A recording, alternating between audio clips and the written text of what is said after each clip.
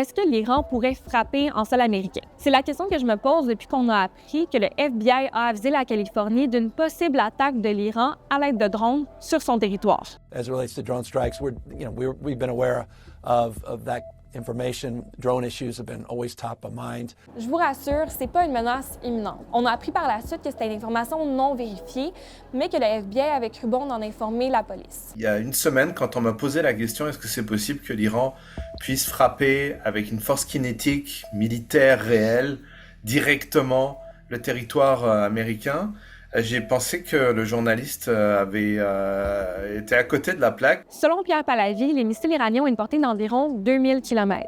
C'est assez pour frapper le Moyen-Orient ou la Roumanie, par exemple, mais c'est pas assez pour frapper les États-Unis. Et selon les experts, l'Iran était loin d'avoir mis au point une bombe nucléaire. Alors pourquoi est-ce que le FBI craindrait une attaque en Californie? Soit le FBI agite une peur à des fins de relations publiques, de guerre psychologique, de mobilisation de la population. L'autre possibilité, c'est qu'il y a réellement une base. Ce que plusieurs experts craignent, c'est que le conflit en Iran réveille des cellules terroristes qui sont déjà installées en Amérique et qui attendent simplement des ordres pour passer à l'action. C'est d'ailleurs un scénario que le président Donald Trump a évoqué. We know where most of them are.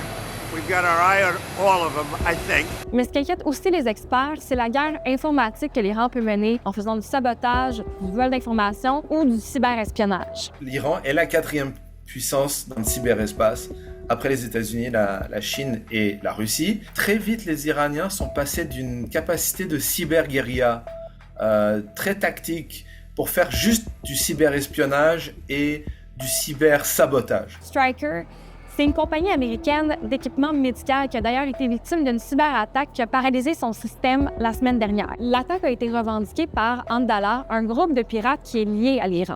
Le groupe a dit que c'était en réponse au bombardement d'une école iranienne qui a fait plus de 170 morts et qui a été attribuée à l'armée américaine selon le New York Times. L'Iran n'a pas la même capacité militaire que les États-Unis, mais les cyberattaques, c'est une façon pour le régime iranien de déstabiliser son ennemi et de faire passer ses messages de propagande, comme en attirant l'attention sur le bombardement d'une école.